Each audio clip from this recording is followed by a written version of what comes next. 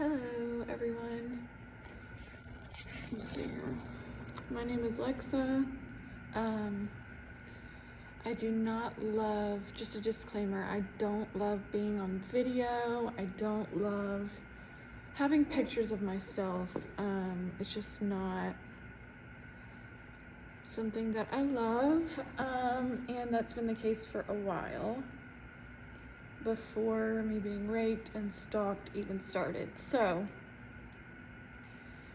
I want to start making a video to document what I've been through. Sorry about this, more on that later maybe. Making a video to document what I've been through. I have no other choice but to do this, and the traffickers who keep stalking me, breaking in, drugging me, and raping me in my sleep have no one to blame but themselves that I've had to resort to this, because they will not stop their actions against me, their crimes against me. And I realized, okay, it's been 7 months, and I don't want to lose a lot of the important details that I have gotten along the way. I don't want to lose a lot of the important details, because so much of this is so specific, and because it has been really a nonstop onslaught of attacks against me ever since this started on April 18th, 2023. If I don't start documenting it now, I might lose a lot of the important details. So I want to start off before this video and series of videos with a few important disclaimers. Number one is that I'm talking about organized crime. So organized crime does exist.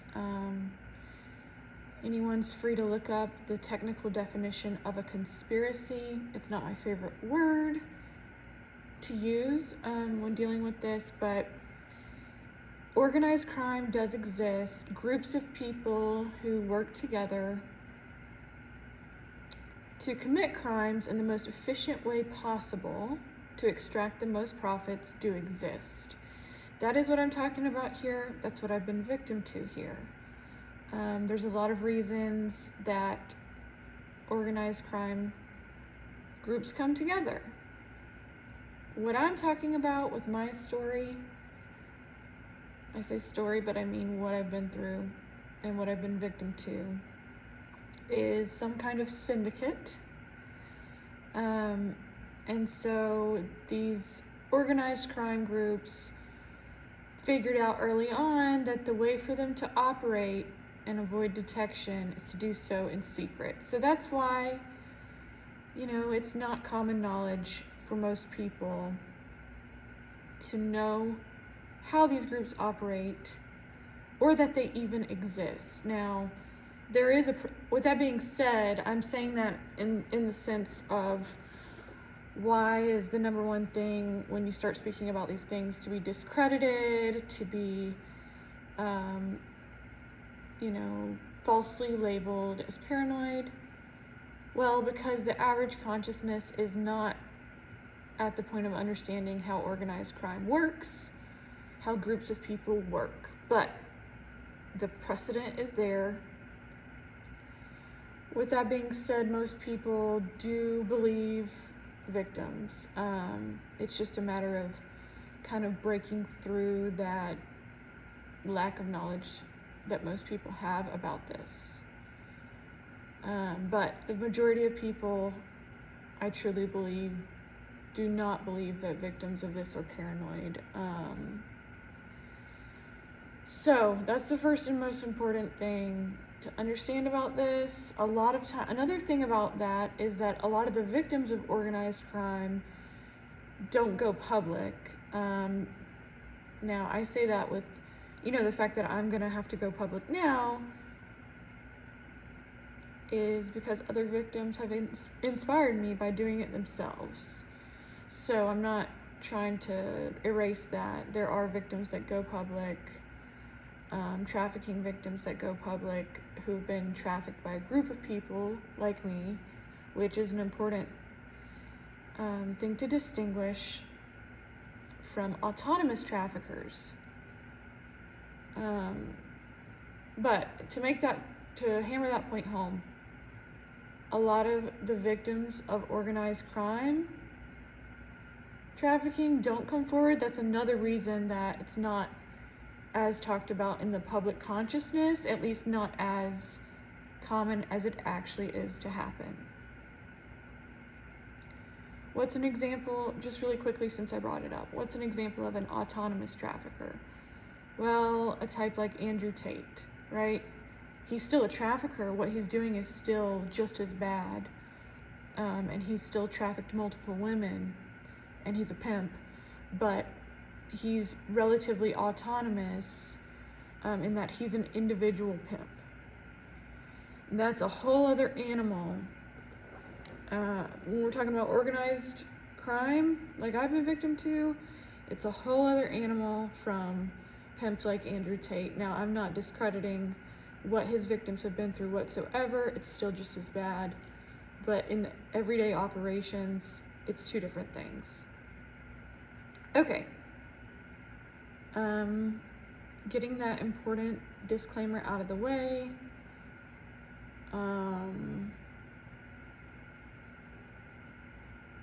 I guess the other important disclaimer that I'm hesitant to talk about, but I kind of have to for anyone to understand what's happened to me, is that I have like a serious medical, not psychological condition.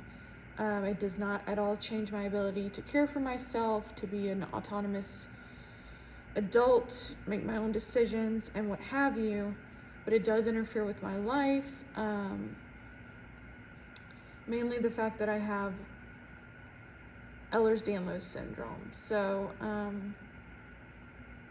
yeah, I think that's the main thing I want to say about that right now. It's just that I have, you can't tell by looking at me, but I have like a physical, medical condition that does interfere with my everyday life.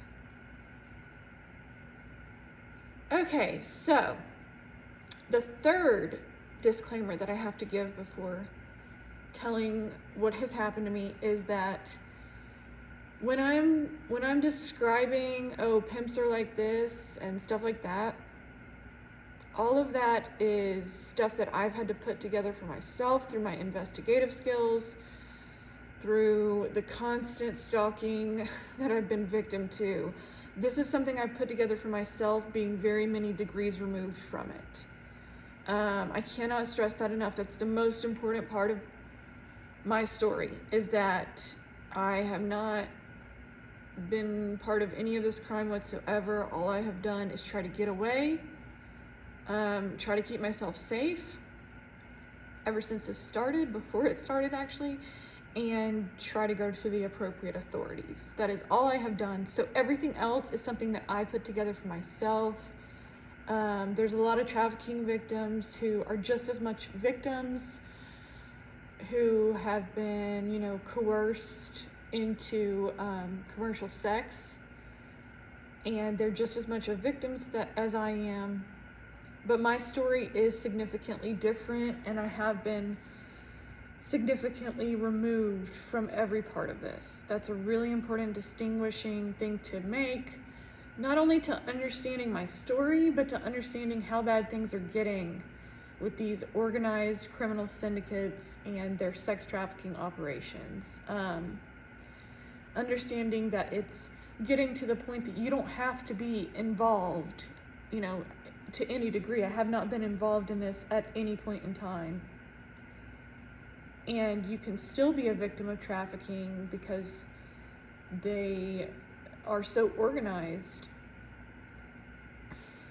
So, the first point in my story, now that I've gotten those 3 disclaimers out of the way, the first point in my story is everything else comes from this. I have been repeatedly raped in my sleep. Every single time it's been in my sleep. Every single time that I've been raped, I have been asleep in my own dwelling. that I had a perfect expectation of safety in. I have not slept over at anyone's house and then been raped there by whoever's house it was or their friends, anything like that. Although there are victims who've been victim to that, and they're still just as much as victims as I am. I make that point to say where I was at in my life when this started and just how cautious that I've been this whole time. So I've been repeatedly raped. Every time that I've been raped, I have been broken into illegally. Wherever I've been sleeping has been broken into. And then summarily drugged and raped in my sleep. The most important thing about that is that I don't have a recollection of the rapes, right? So like most people would think, okay, if somebody broke into my house right now, I would wake up from it, right? And I thought that too before all this started, but whatever these traffickers are doing, number one, they're professionals. They know what they're doing. They've had a lot of practice at this. Number two, they're using some kind of drug that, there's two possibilities. Well, so either they're using some type of drug that blocks your, say I have woken up a couple of the times that they've broken in, like their breaking in has woken me up. It's either that the drug that they're using is wiping out my memory of having woken up, or that they're just so sneaky and so thorough that I actually haven't woken up any time that they've broken in, which is possible. Regardless, whatever drug they're using